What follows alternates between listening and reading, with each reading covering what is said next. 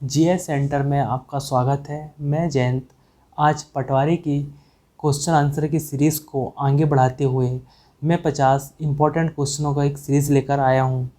So guys, आप हमारे channel में यूट्यूब के चैनल में विजिट करें। प्लेलिस्ट में और भी पटवारी के इम्पोर्टेंट वीडियोस डले हुए हैं। सो आप वहाँ से हमारी वीडियोस को देख सकते हैं। सो गाइस, स्टार्ट करते हैं। आज का अपना पहला क्वेश्चन है, बलवंत राय मेहता समिति ने अपना प्रतिवेदन किस सन में प्रस्तुत किया गया था। तो बलवंत राय मेहता समिति द्वारा जो अपना रिपोर्ट है कहना चाहिए वह 1957 को प्रस्तुत किया गया था। यह जो इसकी जो सिफारिशें थी कहना चाहिए बलवंत राय मेहता समिति के द्वारा वो त्रिस्तरीय की गई थी, जिसमें ग्राम पंचायत, जनपद पंचायत और जिला पंचायत 3 प्रकार की समिति को सिफारिश की गई थी कहना चाहिए। ठीक है, फिर बात करते हैं क्वेश्चन नंबर सेकेंड, पंचायती राज किस सन में अस्तित्व में आया था। तो यह आया था 1959 में। 2 अक्टूबर 1959 को राजस्थान के नागौर जिले से पंचायती राज का शुभारंभ हुआ था। जवाहरलाल नेहरू जी के द्वारा किया गया था। क्वेश्चन नंबर थर्ड, पंचायती राज को संवैधानिक दर्जा किस संशोधन द्वारा दिया गया था। पंचायती राज को जो संवैधानिक दर्जा दिया गया था वह 73वां संविधान संशोधन 1992 के द्वारा दिया गया था, संशोधन किया गया था। क्वेश्चन नंबर, और ये जो 73वां संविधान संशोधन पंचायती राज के लिए और 74वां संविधान संशोधन देखा जाए तो नगर पालिकाओं के लिए है। क्वेश्चन नंबर 4, बलवंत राय मेहता समिति की प्रजातांत्रिक विकेंद्रीकरण की सिफारिश के अनुसार जिला, ब्लॉक एवं ग्राम स्तरों पर त्रिस्तरीय प्रजातांत्रिक पंचायती राज संस्थाओं का गठन होना था। मतलब क्या है, बलवंत राय मेहता समिति के द्वारा त्रिस्तरीय को सिफारिश की गई थी, जिसमें ग्राम पंचायत, ब्लॉक और जिला स्तर पे। ठीक है। क्वेश्चन नंबर 5, 1957 में किस समिति ने भारत में त्रिस्तरीय पंचायती राज की सर्वप्रथम सिफारिश की थी। तो त्रिस्तरीय की सर्वप्रथम सिफारिश किसके द्वारा की गई थी देखा जाए तो बलवंत राय मेहता समिति के द्वारा, और अशोक मेहता समिति के द्वारा द्विस्तरीय की बात की गई थी।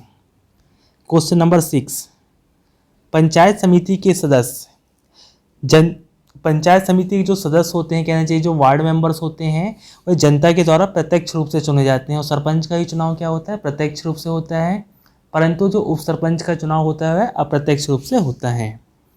क्वेश्चन नंबर 7, पंचायती राज को संवैधानिक स्थिति प्रदान करने की संस्तुति निम्न में से किस कमेटी द्वारा की गई थी।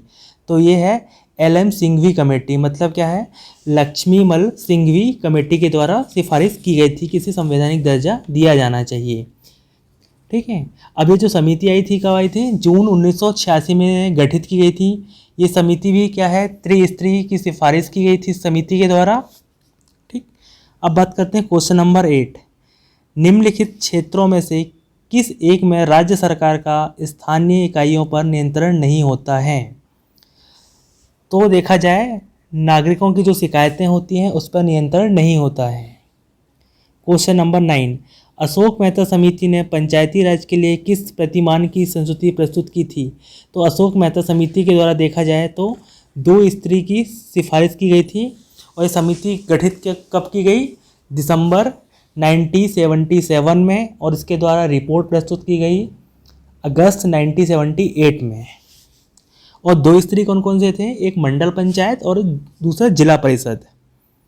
क्वेश्चन नंबर 10, निम्नलिखित में से कौन भारतीय संविधान के 73वें संशोधन में सम्मिलित है।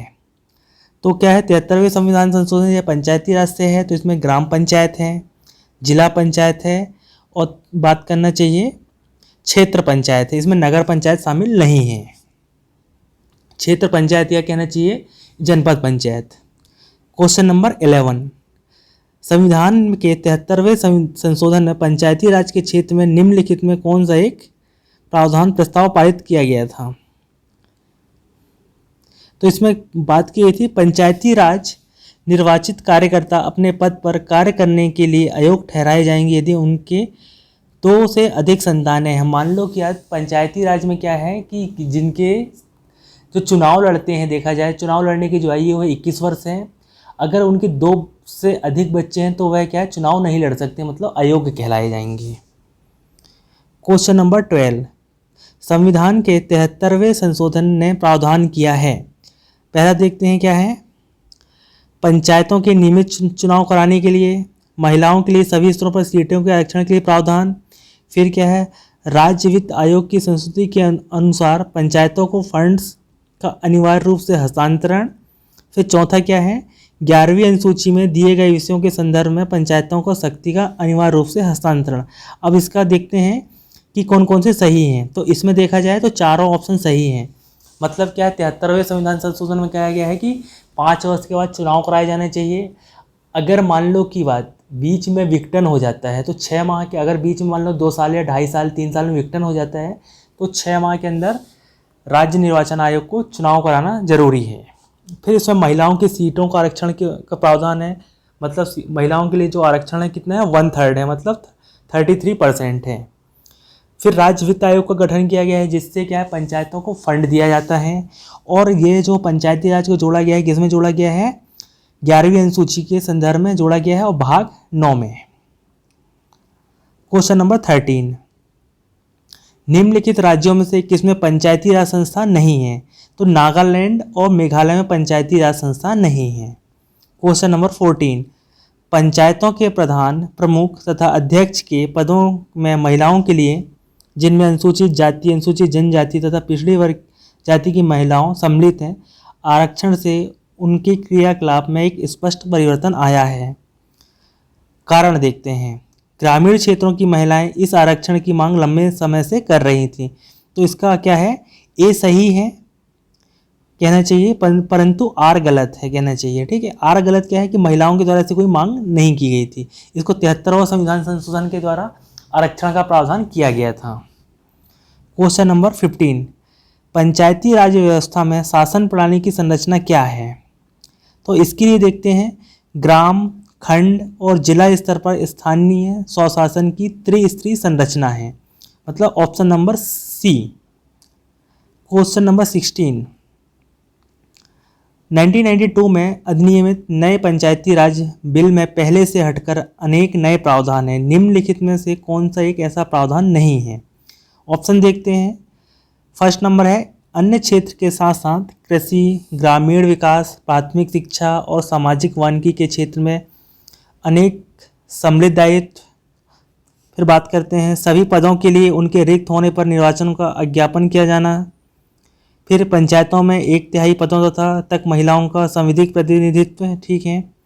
ऑप्शन नंबर डी है, पंचायतों के सदस्यों के लिए एक नियमित पारिश्रमिक ताकि तथा उनके समय पाबंदी जवाबदेही सुनिश्चित हो। मतलब ये कहा गया है कि पंचायतों के जो सदस्य होते हैं उनका कोई पारिश्रमिक, मतलब उनकी, मतलब कहना चाहिए कोई पेमेंट नहीं मिलता। तो ये ऑप्शन नंबर डी क्या है, गलत है। बाकी सारे ऑप्शन क्या है, सही है। क्वेश्चन नंबर 17, महिलाओं को पंचायतों में आरक्षण भारतीय संविधान में संशोधन करके दिया गया है, वह कौन सा है, 73वां संविधान संशोधन 1993। संशोधन बिल लाया गया था 1992 में, संशोधन हुआ था 1993 में।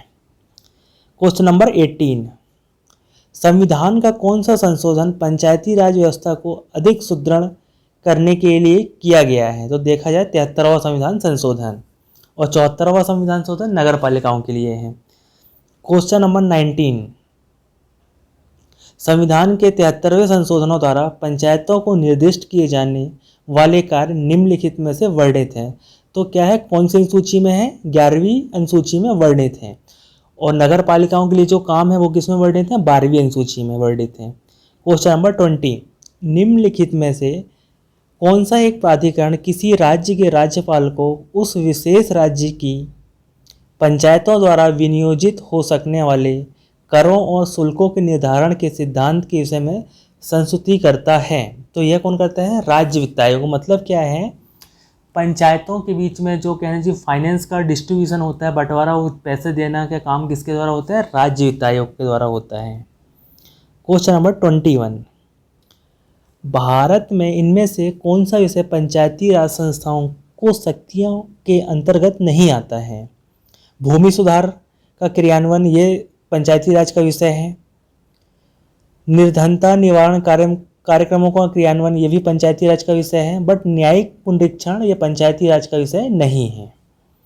क्वेश्चन नंबर 22, पंचायती राज व्यवस्था में न्याय पंचायतों को किसी को बंदी बनाए जाने की सज़ा देने का अधिकार निम्न में से किस राज्य में है? तो यह बिहार राज्य में है। सो गाइस, ये हमारे पंचायती राज की सीरीज़ चल रही है। इस प्रकार और भी हमारे जो वीडियोस हैं आप हमारे यूट्यूब चैनल के प्लेलिस्ट में जाकर वॉच कर सकते हैं। आप प्लीज़ चैनल को सब्सक्राइब करें, लाइक करें और शेयर करें। साथ ही जीएस सेंटर का एक खुद का एक ऑनलाइन प्लेटफॉर्म एप्लीकेशन है, वहाँ पर डेली 20 क्वेश्चनों की क्विज सीरीज चलाई जा रही है। तो एप्लीकेशन की जो लिंक है आपको डिस्क्रिप्शन बॉक्स में दे दी जाएगी। वो जो टेस्ट है कहना चाहिए टोटली फ्री है, साथ में उसमें बहुत सारे नोट्स भी डले हुए हैं, आप नोट्स भी वहाँ से फ्री में एक्सेस कर सकते हैं। बात करते हैं क्वेश्चन नंबर 23। वह राज्य जिसने सबसे पहले पंचायती राज स्वीकार किया था? तो राजस्थान है, 2 अक्टूबर 1959 को, नागौर जिला। ठीक है। Question number 24। संविधान के प्रावधानों के अंतर्गत पंचायत चुनाव कराने का निर्णय किया जाता है। तो पंचायत चुनाव कराने का निर्णय किसके द्वारा किया जाता है? राज्य सरकार द्वारा। Question number 25। जिस समिति की अनुशंसा पर देश में पंचायती राज लागू किया गया उसके प्रमुख थे बलवंत राय मेहता। Question number 26। प्रथम पंचायती राज व्यवस्था का उद्घाटन पंडित जवाहरलाल नेहरू द्वारा 2 अक्टूबर 1959 को किया गया था, नागौर राजस्थान में। Question number 27। यदि पंचायत भंग होती है तो किस अवधि के अंदर निर्वाचन होंगे? 6 माह के अंदर निर्वाचन होते हैं। Question number 28। भारतीय संविधान का 73वां संशोधन प्रावधान करता है। इसमें देखा जाए क्या प्रावधान है कि पहली बार पंचायती राज का। ऑप्शन नंबर बी है पंचायतों पर प्रशासकीय नियंत्रण हटाने का। फिर क्या है? पंचायत चुनावों की विधि में परिवर्तनों का। पंचायत चुनाव को आदेशात्मक तथा लोक तथा एवं विधानसभा चुनाव के दिख नहीं रहा, सॉरी यहाँ पे। तो इसमें देखा जाए पहली बार पंचायती राज का है। Question number 29। निम्नलिखित में से कौन एक पंचायतों से संबंधित नहीं है? राज्य निर्वाचन आयोग पंचायतों का चुनाव संपादित करेगा, सही है। संविधान 74वां संशोधन अधिनियम, ये गलत है। जो संविधान है 73वां संशोधन अधिनियम है। सभी पंचायतों का कार्यकाल 5 वर्ष निर्धारित होगा, सही है। एक पंचायत के भंग होने के 6 माह के अंदर चुनाव कराया जाएगा, ऑप्शन नंबर डी भी सही है। इसका जो ऑप्शन नंबर बी है वह गलत है, यहाँ पे 73वां संशोधन अधिनियम आना चाहिए था। Question number 30। एक क्षेत्र पंचायत का क्षेत्र निर्धारित किया जाता है, राज्य सरकार के द्वारा निर्धारित किया जाता है। Question number 31। पंचायती राज एक व्यवस्था है, तो यह स्थानीय स्तर पर स्वशासन की है, ठीक है। जैव संबंधों के साथ त्रिस्तरीय अनुशासन की है, ये भी सही है। अब बात करते हैं लोकतांत्रिक विकेंद्रीकरण की, गलत है। पद सोपानिक संरचना, ये भी गलत है देखा जाए तो। Option number B, option number B सही है। मतलब क्या है? स्थानीय स्तर पर स्वशासन की व्यवस्था है और लोकतांत्रिक विकेंद्रीकरण की है।